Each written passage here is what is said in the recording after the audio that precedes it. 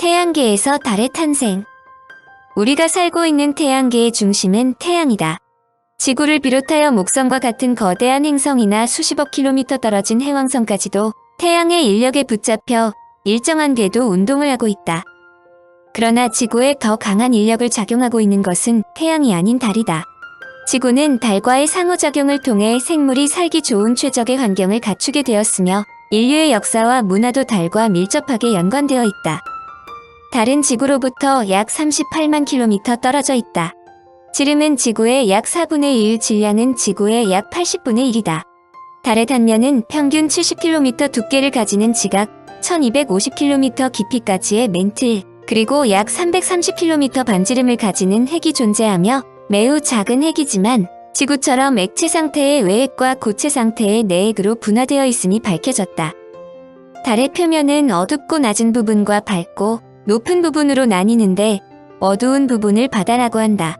하지만 달의 바다에 물이 있는 것은 아니고 주로 용암이 굳어 단단해진 검은색 현무암으로 주로 이루어져 어둡게 보이는 것이다. 달의 밝은 부분은 가벼운 사장석 위주의 광물들로 이루어져 상대적으로 높이 솟아있다. 달의 자전주기는 공전주기와 같아 지구에서는 항상 달의 같은 면만을 보게 된다. 달의 공전궤도면은 지구의 공전궤도면에 대해 약 5.1도 기울어져 있다. 달의 평균 밀도는 3.34g 3제곱cm로 지구 전체의 밀도 5.52g 3제곱cm보다는 작지만 지구 겉부분 즉 지각과 멘틀 상부의 단단한 부분의 평균 밀도와 비슷하다. 달은 인간이 지구상에 태어난 이래 수많은 환상과 동경을 자아냈지만 달에 관해 처음으로 과학적 접근을 한 사람들은 그리스인이다.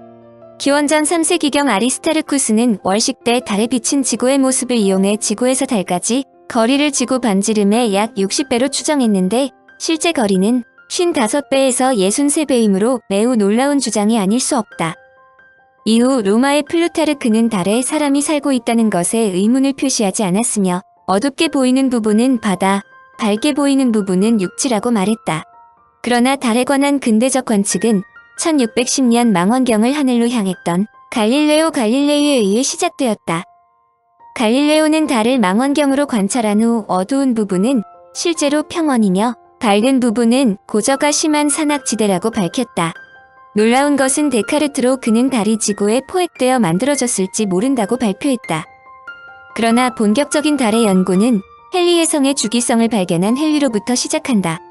헨리는 과거의 일식과 월식에 관한 자료를 분석한 후 시대가 지나면서 달의 궤도 운동 속도가 약 100년에 10초 정도 빨라진다는 것을 확인했다.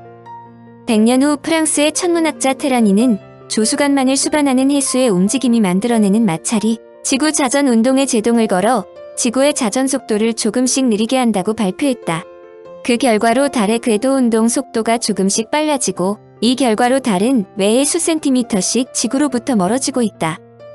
1969년 아폴로 12호가 달에 설치한 반사경은 매년 4cm씩 지구에서 멀어지고 있음을 확인했다. 옛날부터 인간은 달을 보면서 우주에 대한 상상을 키웠다. SF 영화나 소설도 달은 매우 친근한 소재로 등장한다. 사실 달이 없었다면 인간의 정신세계가 매우 무미건조했을 것이라는데 많은 사람들이 동조한다. 학자들이 가장 궁금하게 생각하는 것은 달이 어떻게 생성되었는가이다. 이를 달 기원설로 설명하는데 아직까지 그 기원을 명확하게 설명해주는 가설은 없다. 그만큼 달의 기원을 정확히 규명하는 것이 어렵다는 뜻인데 현재까지 제시된 달의 기원은 대충돌설, 분리설, 쌍둥이설, 포획설 등이 있다. 1. 쌍둥이설. 가장 먼저 제기된 달 기원설로 지구와 같은 시기에 지구와 따로 만들어져 지구 주위를 도는 달이 됐다는 가설이다. 원시 지구에는 토성과 같이 기체와 작은 운석들로 이루어진 고리가 있었는데 이것들이 하나의 큰 덩어리로 응집하여 달이 됐다는 것이다. 특히 달과 지구가 서로 독립적으로 태양계의 행성들이 형성될 시기에 만들어졌을 것이라는 주장이 있다. 이것은 달과 지구가 생성될 시기에 서로 간의 중력 작용으로 두 개의 천체가 탄생되었다는 것인데 이를 일컬어 동시탄생설 또는 형제설이라고 한다.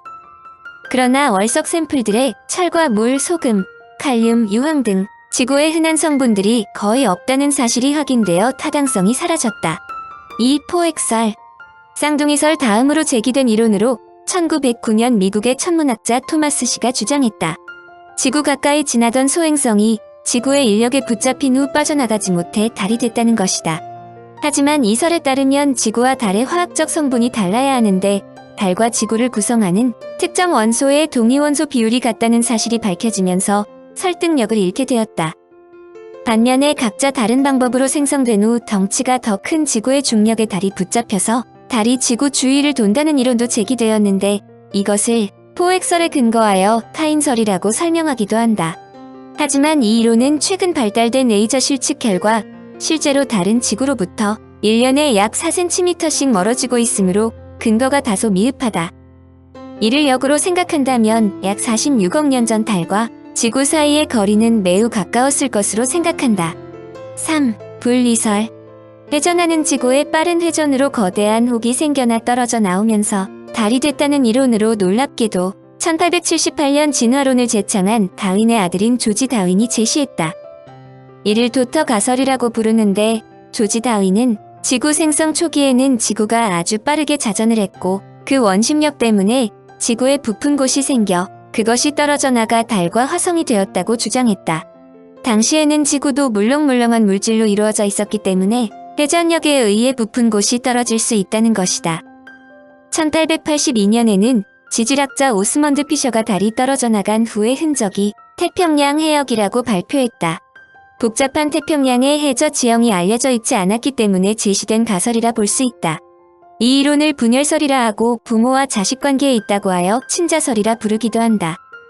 그런데 그때의 강력한 회전력은 지금 어디로 갔는가 하는 의문이 생긴다. 지금은 달 지구계가 예전보다 훨씬 느리게 회전하기 때문인데 이 가설은 20세기 초까지도 상당히 설득력 있게 받아들여졌다. 그런데 실제로 달은 지구로부터 미약하나마 멀어지고 있는데 이 주장에 따라 시간을 거슬러 계산해보면 달이 과거에 지구에 붙어 있었다는 것을 증명하지는 못한다. 또한 달에서 채취한 돌을 분석하면 지구 지각의 암석과 다르다는 점이 밝혀졌다. 지구에서 분리되었다면 성분이 유사해야 함은 물론이다. 4. 대충돌설. 약 45에서 46억 년 전 현재 질량의 대부분을 형성한 초기 지구와 화성만 한 크기의 행성이 서로 충돌함에 따라 그 파편과 지구의 물질의 일부가 함께 지구 주변의 우주 공간에 뿌려지고 그 파편들이 모여 달을 형성하게 되었다는 내용이다.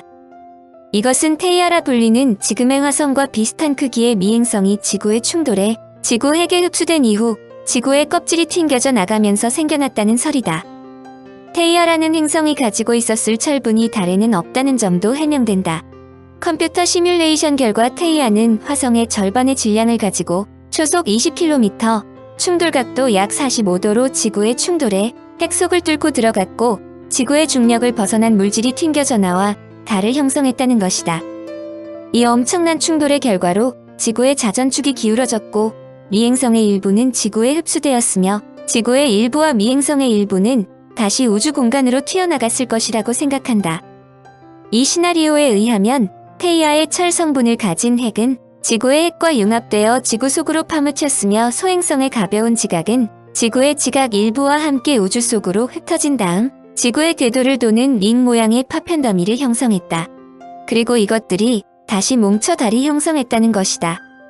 그 결과 테이아와 비슷한 동위원소를 가졌으면서도 달의 성분의 지구보다는 낮은 철 성분을 가진 동위원소를 갖도록 만들었다는 것이다. 시뮬레이션에 의하면 원시 행성이 지구와 충돌한 뒤 달로 다시 탄생하기까지는 100년도 걸리지 않았다고 한다. 완전 무결하지는 않지만 이 가설은 컴퓨터 시뮬레이션을 통해 재현이 가능했을 뿐 아니라 달 암석의 화학 광물 조성, 철 성분의 부족 및 공전 궤도의 상이함 등을 설명할 수 있기 때문에 현재 많은 학자들이 인정하고 있다. 학자들은 달은 지구의 위성이 아니라 달이라고 설명한다. 어떤 모행성과 위성이 되기 위한 가장 중요한 요건은 모행성과의 절대 거리다. 1848년 로쉬가 제시하여 로쉬의 한계라고 하는데 이는 하나의 물체가 접근하는 물체의 조성력에 의해 부서지지 않고 어느 정도까지 접근할 수 있는가를 알려준다. 행성과 위성이 같은 밀도를 가지면 로쉬의 한계는 행성 반지름의 2446배에 해당하는 거리다. 로쉬의 한계를 가장 극적으로 보여준 것은 1993년 7월 슈메이커의 비구로 명명된 위성이 목성에 연속적으로 충돌했을 때이다. 거대한 혜성이 로쉬의 한계 내로 들어갔기 때문에 21개의 조각으로 쪼개져 목성과 충돌한 것이다. 이와 반대의 한계는 아시모프 박사가 제시한 것으로 TOW라 부르는데 위성이 중력에 의해 모행성에 끌리지만 다른 한편으로는 태양에도 끌림으로 TOW는 바로 이 두 힘이 균형을 이루는 거리를 말한다. 위성이 이 안에 있으면 모행성의 위성이 될 수 있으나 이보다 멀어지면 태양의 영향권으로 들어간다. 아시모프에 의해 달이 되기 위한 거리가 로쉬의 한계보다는 크지만 TOW보다는 작은 값을 가진다. 수성이 달을 가지고 있지 않은 이유를 로쉬의 한계와 TOW로 설명된다. 우리의 달과 지구 관계를 보면 로쉬의 한계는 15,600km, TOW는 46,400km이다. 그런데 지구와 달까지의 평균 거리는 무려 384,400km로 TOW의 8배나 된다. 즉, 달은 지구의 위성이 아니다. 달이 인간들에게 특별한 것은 지구에서 달은 항상 같은 면만 보인다는 점이다. 이는 특이하게도 달의 자전주기와 공전주기가 모두 29.5일이기 때문이다. 이런 현상은 물리학으로 설명된다. 달은 지금보다 더 강한 중력으로 지구에 이끌려 더 가까운 거리에서 지구의 둘레를 돌았다.